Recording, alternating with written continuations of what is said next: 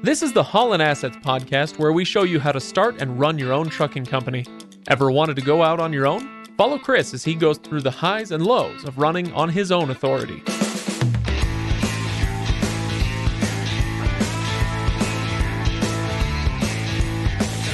Welcome, everybody, to the Haulin Assets podcast. This is episode number 33. Good news, bad news. It's an ominous title, kind of. I mean, semi-ominous. Chris, how you doing? I'm doing well. How about you, Craig? Not too bad, not too bad. I'm glad to hear that you're back out on the road. Generally we like having you in studio. It's nice to be face-to-face as we talk. But on the other hand, when you're in here, that means you're not out on the road driving. And now you are. So how are things going out there? They're going pretty well. Today's kind of been a crazy day. I've been through 6 states, started the day out in Columbus, Georgia, so right on the border of Georgia and Alabama, in t-shirt and shorts. And I've been through, Georgia, Alabama, Tennessee, Kentucky, Illinois, Missouri. Ended up in Missouri, and it's below freezing. Of course it is. So you clipped through the northern part of Alabama then. Chris, have you ever been to this? This has got to be my favorite stop anywhere in the country. Is the Unclaimed Baggage Center? I have not been to the Unclaimed Baggage Center, but it sounds exciting. This is just okay. It's a little tip for you or anybody else who's driving through northern Alabama. It's a bit like a discount store, but their shtick is that they buy unclaimed luggage from the airlines. And so the airline loses a piece of luggage and nobody goes and claims it, and then they sell it at auction, kind of like those storage units. And so I was just going to say, storage wars is what exactly. Yeah. So they'll buy the luggage and then sell whatever's inside. It's pretty great. I'll have to remember that if I pass through northern Alabama again. You can go get your Brooks Brothers shirts at a discount. Yeah, I could. Well, good. All right. So, Chris, any stories from out on the road lately? Yeah, I've got a few. One of them is kind of interesting. If you remember from the last episode, we were talking about professionalism, and I shared a story that Jake, my dispatcher, had told me about one of his drivers who had, or actually one of his owner-operators who had checked some of the paperwork on a load because it wasn't matching up with what was being loaded onto his truck, called the broker, and they'd left a PO off, and he kind of saved the day. Well, literally, last time we recorded, I left the recording studio, went and picked up my truck, and went and picked up a load. And it was kind of funny because the load paperwork showed, and I think we talked about this, 1 pallet and 1,000 pounds, and it was going all the way down to the Dallas-Fort Worth area. Yeah.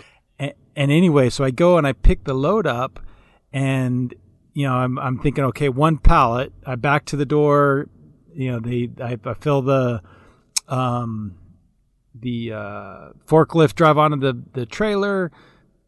Drops a load, and then like 30 seconds later, drives back onto the trailer, and all of a sudden the forklift's going on and off, on and off. I'm like, that feels a heck of a lot like more than 1 pallet. What was it? I go in and I talk to the guys, because this is supposed to be like a pallet of rejected M&Ms or returned or expired or something M&Ms. And I go in and talk to the guys. I'm like, I thought I was only getting 1 pallet and like 1,000 pounds. And come to find out, it was 22 pallets and 15,000 pounds. Of M&Ms? Well, it was all sorts of stuff from, I think it was Mars. So M&Ms and Twinkies and all kinds of stuff being returned. But anyway, so we called the broker, and sure enough, the broker had messed up. And glad that we called them. We kind of caught it, got everything straightened out, and they ended up giving me $100 extra on that load for kind of being on my toes. Yeah, all right. Every little bit counts. That's great. Every little bit counts. No, that's awesome. I just thought the timing was kind of funny because we had literally talked about that like probably an hour or two before that happened to me. So what you're saying is that people should not only listen to our episodes, but listen to them on repeat over and over again so that everything is totally fresh on their minds at all times, right? Absolutely. Yeah. No, that's really funny. And that must be the tastiest load of cargo that you couldn't touch ever. Right? Because I told them it's all expired or returned or yeah. Well, and since I'm not a picky eater, if they didn't have a good lock on it, I may have indulged a little bit in the M&Ms. That's good. That's good. Well, okay, Chris, let's get into this episode, which, as I said, is called Good News, Bad, or I should say Bad News, Good News, right? Because you like to put the bad news first. Why is that? I do. It's kind of like ripping off a Band-Aid. I like to just rip off the Band-Aid and get it over with. Bad news never gets better with age, and so just get it over with. All right. Well, do you care to enlighten us? What is the bad news today, Chris? I had a tough end of November, beginning of December. The week of Thanksgiving, I'm driving down the road and I start to get a check engine light warning that the coolant level is low.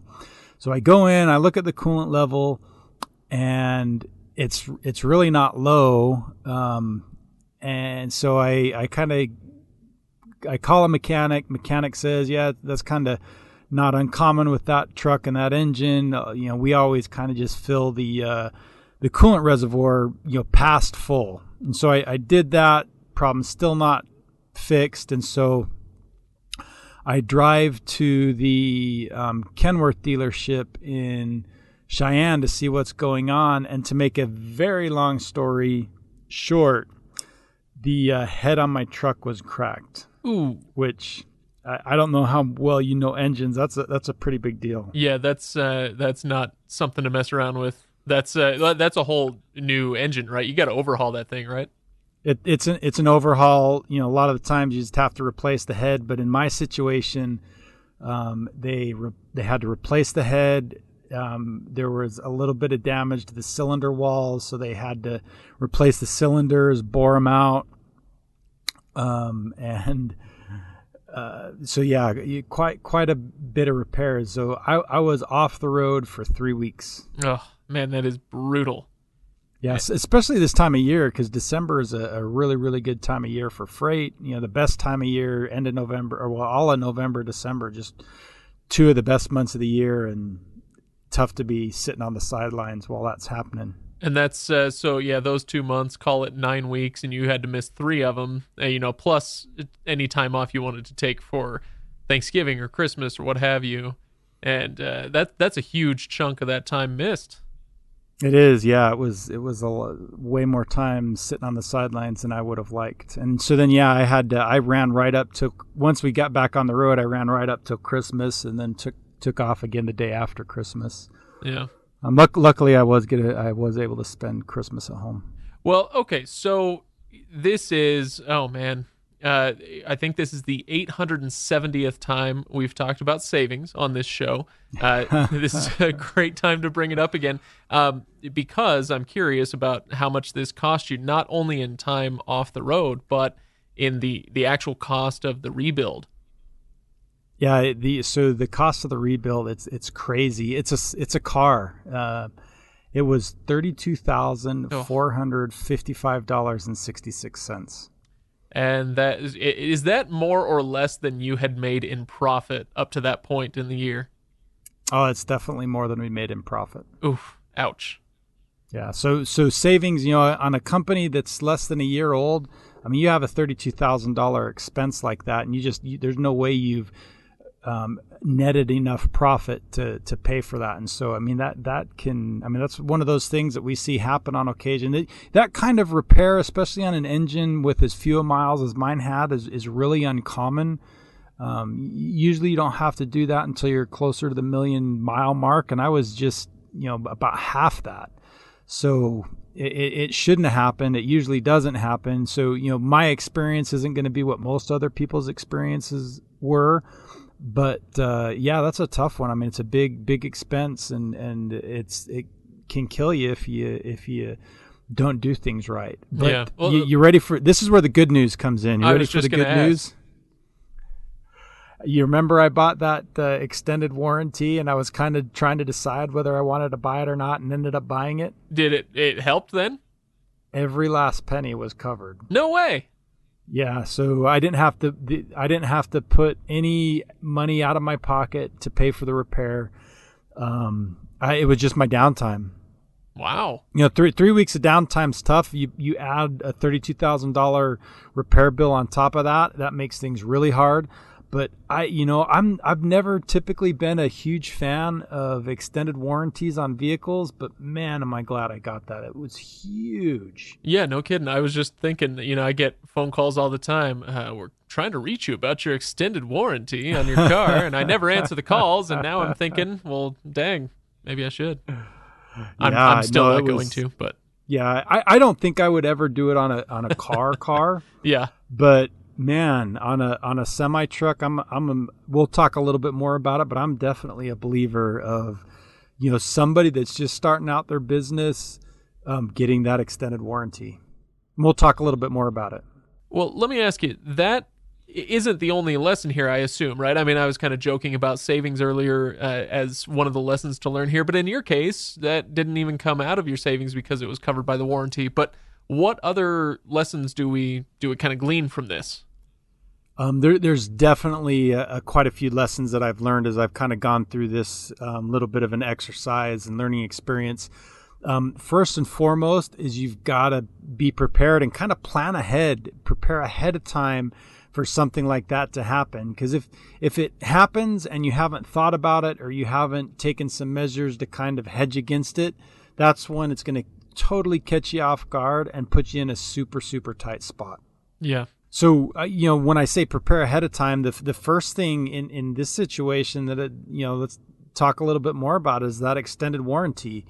When I bought the truck from a used truck dealership. I bought it from PACCAR Financial in Salt Lake City. So, they take in a lot of the PACCAR, so Peterbilt and Kenworth trucks that are either coming in off of leases or guys are turning them in, trading, getting a new truck, and they sell all that stuff. And so, you're really pretty much buying it from the manufacturer, an affiliate subsidiary, I think, of the actual manufacturer builder of the truck. Yeah. And so the extended warranty you get with it, it's a PACCAR warranty on the PACCAR engine. And so I would assume they're going to back it up a lot more than, just some other third party. Or, if you buy it from some private seller and you're probably not going to have an opportunity to get something like that. So you may pay a little bit more for a truck in that kind of a situation. But then, they go through their certified pre-owned thing, and they have to do that to be able to offer the extended warranty. And that's just a huge peace of mind. Well, let me ask you about the cost on that and kind of how much you'd paid for that extended warranty up to this point. Because you avoided paying, what did you say, $35,000, something like that? So I've used it twice. The first time was when I had to get towed. The repair bill that was all covered on that came to about, if I remember right, it was somewhere between, I think, $1,200 and $1,500. And then now just the $32,000 and change. So we're approaching close to $35,000 that extended warranty has paid out. And when I was trying to decide what I wanted to do, I can't remember the prices exactly off the top of my head, but if I remember right, you could get 1 year for about $4,000 and 1 year, 125,000 miles, I think, or you could get 2 years and 225,000 or 250,000 miles for, I think it was like $7,500. So it was like another $3,500 more for the second year. So I bought the 2 years worth, 250,000 miles, and it cost me, I'm 99% sure, I should go back and look it up, but it $7,500. And that's right around there. Is that $7,500 upfront or spread out? No, they financed it into the cost of the truck. Oh, excellent. Okay. Yeah. Oh, that's great. So it's rolled into that cost. It's huge, and so I paid $7,500 and have now gotten $35,000 of benefit from it. Which, I mean, you talk about investments and ROI, or return on investment. I mean, that's huge. And I mean, it's not just the repairs that it got you right. It's kind of helped you with it. Doesn't the extended warranty do roadside assistance, that sort of thing? I no, it doesn't. So it didn't. Well, in this situation, I drove the truck right to the dealership, so I didn't have to use it. But no, it doesn't cover any of that kind of stuff. But it covered all parts and labor. Okay, I must have been thinking of something else. Yeah. So there is, speaking of roadside assistance, there are things that you can do to kind of help with roadside assistance. That's another way that you can kind of prepare for some of these inevitable things that are going to happen. There are companies just like, you're familiar with AAA, right? Sure.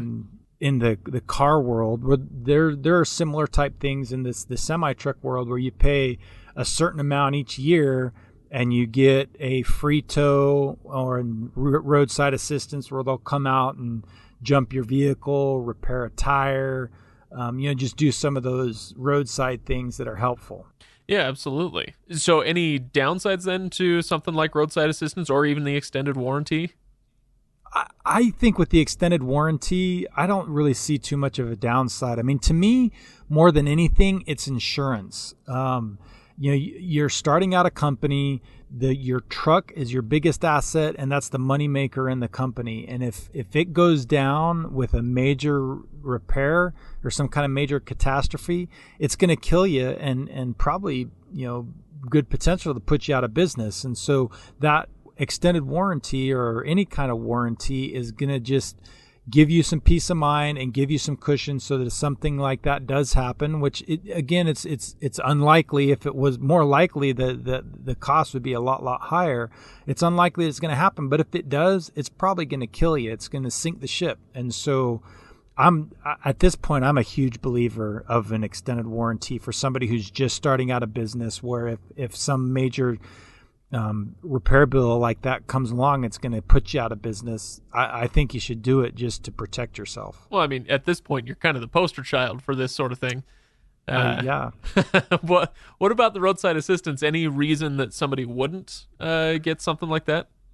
I'm not as big of a fan on the roadside assistance, and it's for a few reasons. So you remember I had a tow bill. Yep. I haven't done a roadside assistance program yet. I've done some research on them, and they usually cost like around $500 a year is what you pay for them, but there's a lot of limitations that come with it. So in my situation, I had a $2,000 tow bill, just under $2,000, and I got towed just over 150 miles. Well, I don't know exactly how much that would help me, although I do know that most of the roadside assistance places where a tow package is covered, it only covers up to 50 miles. So I would have still been out another $100, 100 miles, which would have been pretty close to another $1,000 out of pocket at least on that tow bill. There you're looking at it. If I would have saved $1,000, but I'd already paid $500. There's $1,500. I paid $2,000 for the tow bill. I may be ahead, but I may not. It's not as big of a no-brainer. And the other limitation with it, with the roadside assistance thing, like if you have to have somebody come out and give you a jump or fix an air leak or provide you fluid, they'll come out and do all that stuff, but they only cover like the first $100 typically. So I'm assuming even in those situations, you're still going to be forking out money out of your pocket. And, I just don't see as much of a benefit. And in most situations, a tow bill like that, like what I had, it hurts, but it's not going to kill you. Yeah. Well, and this is one area where I would love to hear from some other people. So go to HaulinAssetsLLC.com and go to the comments section in the show notes for this episode, or go to Facebook, find us on Facebook.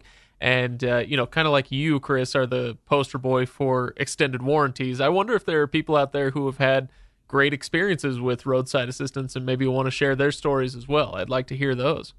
Yeah, that'd be great. I'd love to hear them too. So these are a couple of things that you might do to prepare for events like this. But hopefully they never happen. But if they do, you've got to have a plan in place. Does your plan go beyond having the extended warranty in place? Anything else that you want to talk about? Yeah, I think there's a handful of other things that that you should be doing or thinking about it. So first off, like in my situation, this is kind of where it hit me, is all of a sudden I'm not moving for 3 weeks, and so I'm not earning my driver wage, and so I'm not bringing home the bacon anymore. So you've got to have a contingency plan for that. And what kind of contingency plan can you have for that? I think there's a few other things, and first off, we'll talk about savings. When you're going into business for yourself, you want to make sure your personal financial situation's at least in a decent spot. And so, hopefully you've got like a little bit of an emergency fund, a little bit of money saved up. That's kind of the ideal situation, is you've got a little bit of money that can help float you by for a little while if something like this were to happen. Right. Any other suggestions?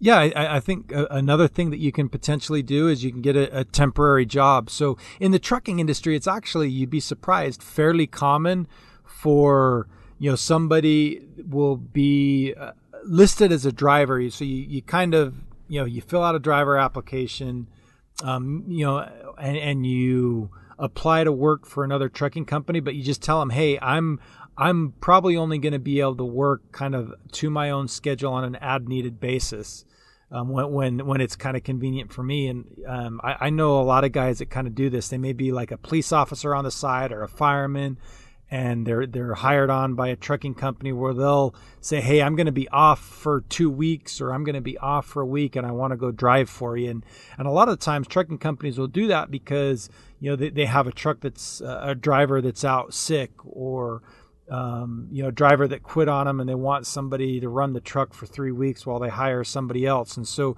if you know a few people in the industry where you can kind of get on board with a trucking company like that, and when a situation like this happens and your truck breaks down, they can a lot of the times put you to work really quick, and you can drive for them for the 1, 2, 3 weeks or whatever it takes for your truck to get repaired. And that way you're still bringing in some money and can you're not one, paying for a repair bill and not having money coming in to pay your rent, mortgage, and buy food for the table, but you can take care of it that way. Interesting. I would never have thought of that. Now you've got plenty of other stuff that's potentially there to keep you busy, so I imagine you did not avail yourself of that option, did you? No, I didn't. Yeah, I've got plenty of other things to kind of keep me busy. So I worked on some other stuff and kept myself busy that way. Yeah, nice. Now, could you, if your truck breaks down, are there loaners or truck rentals that you could use to keep yourself out on the road? Yeah, that's actually a great question, Craig. And yes, there are. And a lot of times dealerships will have either sometimes dealerships will have actual trucks that you can rent for them. If not, shops will, or they oftentimes will have a contact where you can rent a short-term rental on a truck. And that can be a good thing too, especially for different times of the year. So, if I were looking at, you want to look at your numbers, see how much it's going to cost you to rent it. There's a few other things that you kind of need to keep in mind too, but you want to look at the cost of the rent, see what your cost a mile is. A lot of the times there's a rate for the actual rental, and then they charge you a certain amount per mile for maintenance, like wear and tear on the tires and all those kind of things. So you want to factor all that stuff in and see if the rates that you're getting are going to be enough to kind of cover those costs that you're going to incur from the rental. And you can use our cost per mile calculator on motorcarrierhq.com to try to figure that out. You can kind of do it a little bit on your own, but you definitely want to know what your numbers are and figure that out. And so in a time like November, December, when rates are really, really good, it's probably going to be advantageous and beneficial for you to, spend that money and lease a truck. If it's January and February when rates are really, really low, it may not make economical sense to lease something. The only other thing that you really ought to think a little bit about, Craig, when you're leasing a truck or renting one short term is, before you get it on the road, take it for a little bit of a test drive, make sure there aren't any issues or problems with it. Do a good walk around. You always want to do that when you rent a car. It's 10 times more important to do that when you're renting a truck, because Last thing you want to do is have something that's going to cause a safety violation or cause you issues when you get down the road. So just do a good, thorough test run and walk around to that truck before you take it on the road. Yeah, absolutely. Yeah, so any final kind of tips to get through a time like this? Yeah, so you really need to manage your expenses. Because you're still gonna have a lot of those fixed costs that we've talked about that are still gonna be incurring even though your truck's parked. So the first person that you need to talk to in that kind of a situation is your insurance agent. A lot of the times the insurance agents can either pause the coverage, which pausing it can be kind of difficult, but they typically can at least like drop your cargo insurance or reduce the mileage radius. They've got some tricks up their sleeves that they can do to kind of reduce your insurance bill for the time that the truck's parked. Just keep in mind it's not one of those things you want to be calling them once a week and changing coverages and reducing things and trying to save. You want to save money, but you can take that to too much of an extreme where your insurance agent's just not going to want to work with you anymore because you're making changes all the time, and your account becomes too much of a hassle for them, and they don't make a ton of money off of those things. And if they're having to service you every day or two, or week or two fixing things, they're going to lose patience. So only use it when you absolutely have to, but definitely reach out to your insurance agent and see how they can help you out. Let them know what's going on. And I imagine in a conversation like that, even just acknowledging that you understand this isn't the most convenient for them would probably go a long way toward being a decent human being, like we've talked about in previous episodes. And speaking their language and all that goes a long way, right? Absolutely. Yeah. If you're trying to like nickel and dime them like early on all the time and just say, hey, I want to reduce my coverage for this week and then increase it the next week and reduce it the next week. When it comes time and you have something big like this happen, they're going to be a lot less patient with you and less likely to really want to work with you, go above and beyond to help you out. But if you've been a good client of theirs and you fall on hard times in a situation like this, they're probably going to bend over backwards to give you a hand and do everything they can to help you out. Yeah, absolutely. Any other people that you can talk with in a similar way about reducing your expenses? Your finance company, the company that's financing your truck and or trailer, talk to them. A lot of the times they will allow you to skip a payment. What they'll do in those kind of situations is just kind of add that payment back to the balance of the loan. So it's not going to save you money. It's just kind of delay it. It's going to give you a little bit of a breather for that month while you're off. Reduce those expenses a little bit. Again, that's not one of the things you want to make a habit of, but if you reach out to them, a lot of the times they realize it's a short-term thing. They want to help you out. They want to see you be successful. The last thing they ever want to do is have you turn that truck back into them or them have to repo it. So talk to them, and a lot of them will work with you. Yeah, absolutely. That's some pretty good solid tips, I think. I love hearing those, Chris, the really concrete things that people can do other than save some money every month, although that is important. I love these little tips, so that's great. Okay, so any final thoughts on this subject now that you are back on the road and things are looking a little better moving forward, hopefully? Any final thoughts on this episode? Yeah, it's going through a situation like this is tough. It's stressful. It's hard, but it's definitely one of those things you just kind of have to take a step back and take a breath and just realize, what, this is a short little blip in the road. It's a short little period. We're going to work through it, and we're going to get right back on track and be able to get over it. Just don't let something like this discourage you to the point where you feel like you've got nowhere to turn. There's options. You just kind of have to push through them. And that's really the big difference between the guys who succeed and the guys who don't, or the guys who can figure out a way to work through this. If you just say all of a sudden, hey, I'm not going to be able to work for 3 months, or 3 weeks, this is going to kill me.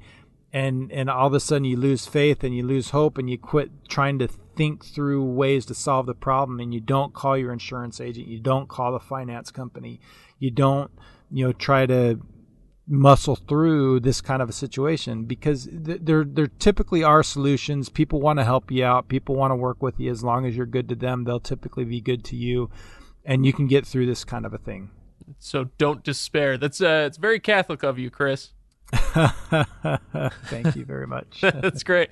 Well, very good. All right. Well, I appreciate you detailing this story. I had heard a few details about this, but it's nice to get the whole story and kind of hear that, like you said, it is tough, but it's not necessarily the end of the world. You can keep going if you are prepared and if you take steps in the moment to get through it. So good. Well, Chris, it is, as we are recording this, we are sneaking up on the end of 2019. Can we expect some New Year numbers? What, we're going to talk about 2019 as a whole when we get back in the new year? Yeah, I'm not sure that I'm ready to do like a 2019 in review yet. I think we'll do that once we hit the 12-month mark. But I think for the next episode, we're going to talk a lot about goals and planning for the next year. And that should be a good episode. Planning is something that's hard to do and not necessarily fun, but it's a big difference maker to plan and set goals for a year. And it's something that I've been doing for years. I didn't do it early on in my businesses, but the last 5, 6, 7 years, I've done it religiously, and it makes a huge difference. One of the most important things you can do as a business owner. Oh, absolutely. Well, I'm looking forward to that, and I hope everybody else is as well. Make sure that you are following us on Facebook, and make sure that you go to HaulinAssetsLLC.com for the show notes, the full show notes, and the comments section there. We would love to hear from you. Like I said, we'd love to hear your stories, similar or different to what we were talking about here today. And then also, Chris, you mentioned earlier, motorcarrierhq.com is the place where people can go to get a lot of the tools, the calculators, the spreadsheets, all the stuff that I'm terrified of. They can go get that there at motorcarrierhq.com. Anything else I'm missing before we head out for the day? I don't think so. Give us a review if you like the podcast, either on Facebook or on Google. They sure help us out, or Apple, iTunes, or Google Play, or wherever it is that you listen to the podcast. We'd sure appreciate it. Absolutely. All right. Thanks, Chris. I will talk to you next time. See you next week.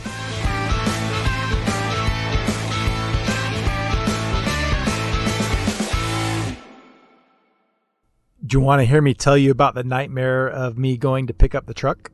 These are my favorite stories. Yeah, tell me. It was such a nightmare. So they call me on let me see if I remember right. I think it was on a Friday, and said the truck's ready to go, and I wasn't going to be able to leave until Saturday afternoon. Well, later on Saturday, and I had about a 6-hour drive to go get the truck. I'd rented a car, and so I'm like, okay, I'll pick it up. But they closed at like 11 o'clock at night, and I wasn't going to be there till a little bit after midnight. So we'd coordinated that they were going to leave the truck outside of their front gate. What could go wrong? So I get up there, and it's in Cheyenne. Yeah, what could go wrong? It's butt cold. I get up there, and I start the truck up. Everything's running really well. Everything's good. And I go out and start doing my pre-check as it's warming up, and the air tanks are filling up with air.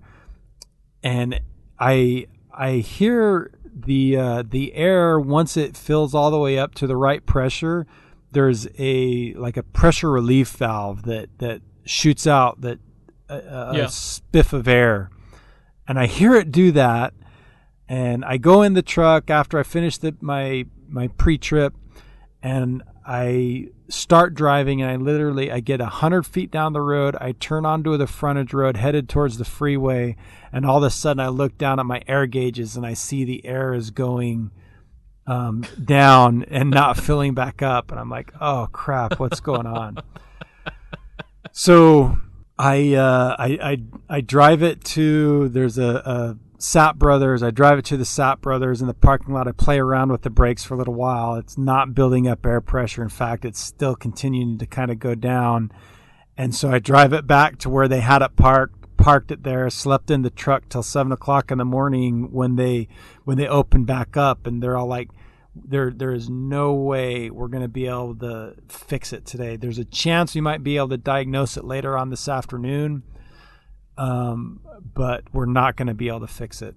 I'm like, crap, because I was trying to get home because I had something going on that next Sunday evening, and I could not miss it. And so what I ended up doing is I ended up getting an Uber right back to the rental car place, renting the car again. And I left the truck there and drove back home, another 6-hour drive back home. Oh, it was my wife's family's Christmas party. Oh my gosh. And so I drive back home, there for the party, sleep overnight. The next morning they called back and they just said that perv valve had frozen open after it had kind of done that initial purge. And so they'd actually pulled it in the day before, let it warm up and thaw out, and then the next morning it was working just fine. I drove back up, picked the truck up, got back home, picked up a load the next day, and was finally back on the road. Oh, that is brutal. People complain about winters in New England, but they've never experienced Cheyenne in December. Yeah, Cheyenne's terrible. And it didn't even end all there. Oh, really? There's more. There's more to the story. Oh, my so gosh. I pick up that load, that first load, and it's taking me to Dallas, and I get about halfway to Dallas, and the check engine light comes on. And there's Chris, be honest, did you cry at this point? I'm pretty much in tears at this point. There's check engine lights on the truck. There's kind of different levels of check engine light, and this is like one of the lower levels where it's not an emergency. Take it in to get it fixed when you're looked at as soon as you can, but you don't have to do it right away. So anyway, I go and deliver my load, go pick up the next load that's outside, it's a couple hours outside of Dallas, and drive back into Dallas that night, get into Dallas at like 11 o'clock at night, go to the Kenworth dealership in Dallas, which is part of the same franchise as the one that's out of Cheyenne. And they get me in pretty quick. So I'm doing my 10-hour reset, and they pull it in, they look at it. Well, lo and behold, the guys in Cheyenne, as they were putting it back together, had forgot to put a vent hose on the valve cover. And of course they did. I mean, obviously. Yeah, so like a 5 or 10 minute repair, it was fixed, and finished my I at least was able to find an easy place to park in Dallas, and was back on my way the next morning, and that was 2-ish weeks ago, and the truck's run great since. Yeah, good as new. Literally. Exactly. Oh man, I can't believe you got back in the truck after that. I'd be so frustrated. Yeah, it was my patience was wearing a little bit thin at that point, but everything seems to be going pretty smooth now at this point, and let's keep our fingers crossed that it goes that way for a while. I've had plenty of bad luck. I'm due for some good luck, and hopefully this streak of no issues will continue for at least a couple months. Yeah, well, anything I can cross, I will. Yeah, we're definitely getting lots of experiences for the during this first year. I think we'll probably go through everything in this first year of Haulin Assets.